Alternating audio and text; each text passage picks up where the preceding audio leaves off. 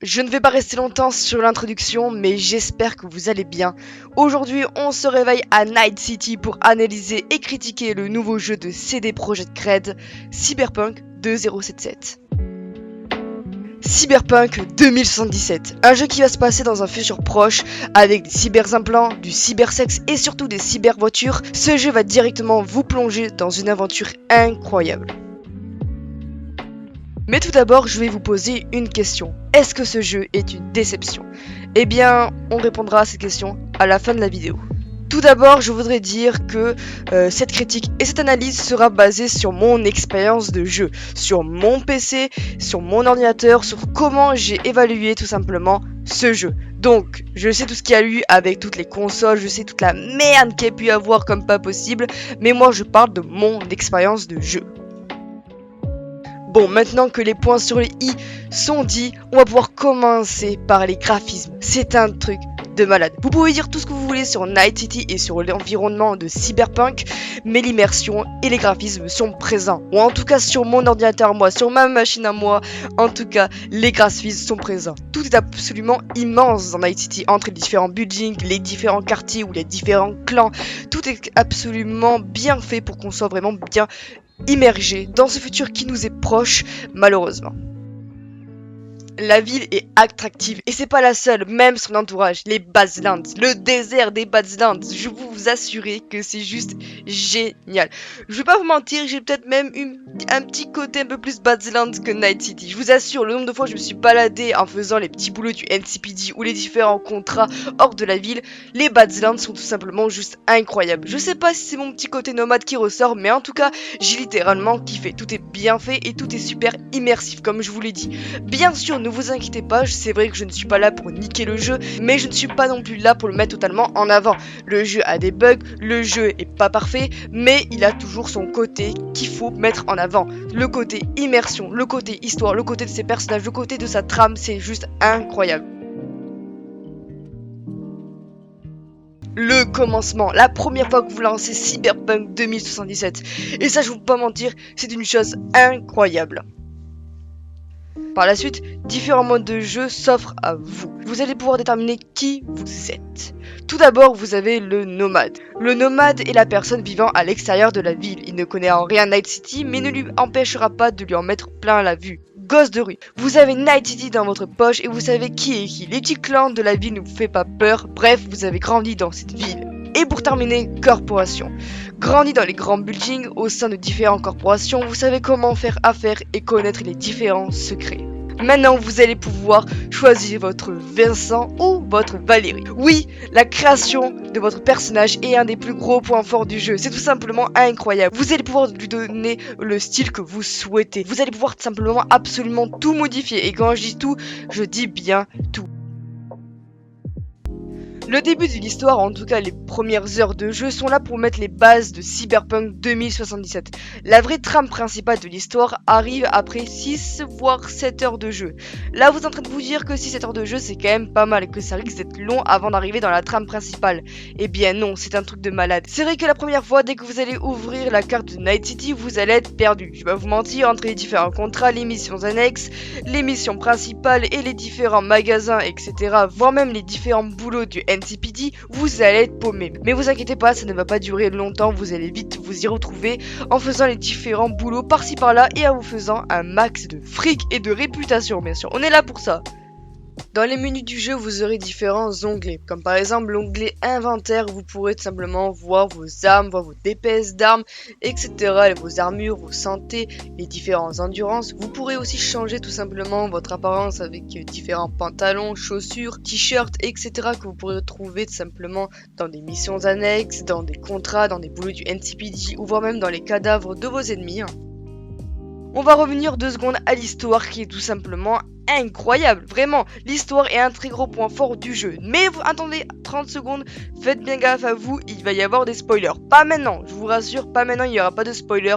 Vers la fin de la vidéo, on fera une petite partie spoiler, vous inquiétez pas. Comme je disais, l'histoire est tout simplement incroyable. Un gros point fort du jeu, bien sûr, même le plus gros point fort du jeu avec ses environs et ses personnages, c'est juste incroyable. Mais n'oubliez pas qu'il y a des missions annexes à côté. J'ai envie de vous dire que parfois les missions annexes sont quand même plus intéressantes que la mission principale, je peux vous assurer. Cela vous fait découvrir de nouveaux personnages, de nouvelles interactions et aussi de nouveaux dialogues. On va parler vite des personnages, ils sont juste incroyables, je vous le dis. Les personnages sont aussi un gros point fort de ce jeu. Ils sont attachants, ils évoluent et on comprend tout simplement leurs histoires.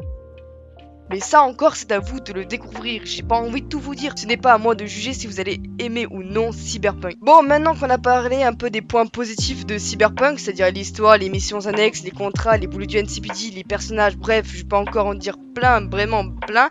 Maintenant, on va passer un peu les points un peu moins sympathiques du jeu, on va dire.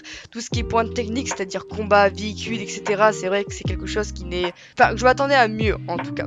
Bon, pour les techniques du combat, pour les gameplays, cela reste assez simple. Je dis pas que c'est dégueulasse, non. Moi, j'aime bien défoncer les clans par-ci par-là avec les différents contrats et boulots du NCPD. C'est pas ça qui dérange. Après, c'est vrai que ça reste quelque chose de assez basique. Les armes aussi sont assez basiques. Il y aura bien sûr des armes un peu moins fortes, un peu plus fortes. Bref, voilà, des légendaires, des épiques, des basiques. Bref, c'est quelque chose d'assez normal. Mais n'oubliez pas, bien sûr, de looter. À chaque fois que vous avez terminé un contrat, un boulot ou quoi que ce soit, n'hésitez pas à looter dans les sacs, dans les corps de vos victimes. Tout cela pourrait être important pour récupérer des munitions ou encore des éclats ou encore différents points d'attributs. En tout cas, les techniques de combat sont quand même assez basiques, elles sont pas dégueulasses, elles sont basiques, elles sont simples, mais n'empêchent pas de kiffer les combats. Pour ma part, c'est tout simplement juste bien, voilà, clairement. Les armes sont aussi très sympas à manier avec les différents silencieux, les différents viseurs et les différents modules que vous pourrez mettre sur votre arme. On va parler de la conduite viteuf, c'est vrai qu'il n'y a pas grand chose à dire, t'as l'impression tout simplement de glisser tout le temps. Après 200 heures de jeu, je peux vous assurer que vous avez pris le contrôle un peu, donc c'est vrai que je galère un petit peu moins du début, même si parfois ma voiture commence à aller dans le décor, je ne comprends même pas pourquoi, même s'il faut pas se mentir, la conduite est un petit peu nulle à chier. Après, cela n'empêche pas que Cyberpunk 2077 est un monde à part entière, un monde extrêmement intéressant qu'on a envie de découvrir chaque jour. Et pour répondre à la question du début, est-ce une déception? Eh bien, clairement, c'est un grand non. Oui, il y a des bugs, oui, il y a des défauts, oui, il y a des mauvaises techniques de gameplay parfois, mais l'immersion est là, la qualité est là, et vraiment le jeu, la trame et le futur est présent. Bon, comme je vous l'ai dit tout à l'heure, tout simplement, je vais un peu plus rentrer dans la trame principale du jeu. Donc faites gaffe à vous, il va y avoir du spoiler sur quelques fins du jeu. Donc faites gaffe à vous. Pour ma part, la première fin que j'ai eue, n'hésitez pas vous à dire dans les commentaires quelle est la première fin que vous avez eue. Je dis bien la première fin, pas celle que vous préférez, vraiment la première. Et bien c'est tout simplement la mienne, celle où j'ai décidé de faire confiance à Johnny Silverhand avec Rogue. Où V tout simplement devient une légende de Night City.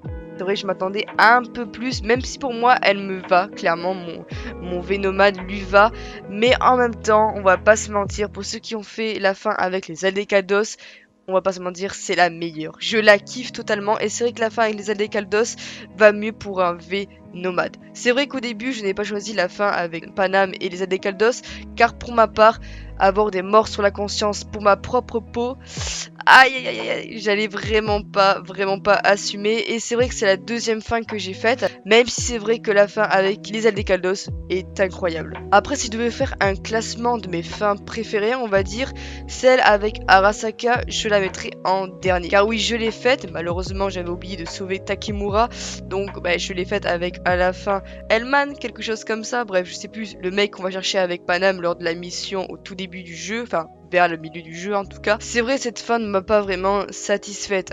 À la fin, soit on revient sur Terre et on sait pas trop ce qui se passe, soit on devient un construct, mais bon, je trouve ça un petit peu nul. Bon, je sais pas, c'est vrai que cette fin va plus pour les personnes qui choisissent un épilogue corpo, mais je ne sais pas, moi pour ma part, elle ne m'a pas plu, surtout qu'avec, je n'ai pas eu Takemura et c'est pour ça que j'ai dû recommencer un nouveau V. C'est aussi parce que tout simplement il y a un trophée spécial le diable qui est avec la fin avec Takemura. Sauf que moi, eh bien je ne l'avais pas sauvé sur mon premier run. Si comme moi vous avez kiffé le jeu, n'hésitez pas à le refaire avec tout simplement un nouveau personnage et un nouveau épilogue de jeu pour pouvoir avoir différentes relations, faire des choix différents et revoir aussi des passages que vous avez peut-être oubliés ou voire même voir des détails que vous n'avez pas vu votre première fois. Bon, je pense que vous avez compris, moi j'ai tout simplement aimé le jeu. Je l'ai aimé, j'ai aimé les émotions qu'il m'a fait ressentir entre les différentes missions.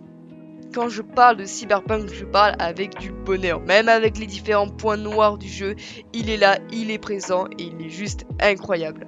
Je voulais tout simplement vous dire les points forts du jeu, les points noirs du jeu, tout simplement le global du jeu vidéo en lui-même. Et donc simplement c'est ce que j'ai fait. Je vous ai dit simplement différentes thématiques et mécaniques du jeu. Maintenant c'est à vous de vous faire votre propre avis, de votre propre expérience de jeu, qui bien sûr n'hésitez pas à me le décrire dans les commentaires, ça me ferait extrêmement plaisir de les lire, de le découvrir et bien sûr de vous répondre. En tout cas, je vous remercie d'avoir suivi cette vidéo, ça m'a fait extrêmement plaisir de faire cette vidéo tout simplement sur ce jeu incroyable. Très bientôt, j'espère peut-être faire une nouvelle vidéo, peut-être sur mon prochain je vais faire quelques parties avec vous, j'en sais rien, on verra tout ça. En tout cas, j'ai kiffé, j'espère que vous avez kiffé car c'est le principal et moi je vous dis bien sûr à la prochaine et n'oubliez pas tout simplement de kiffer.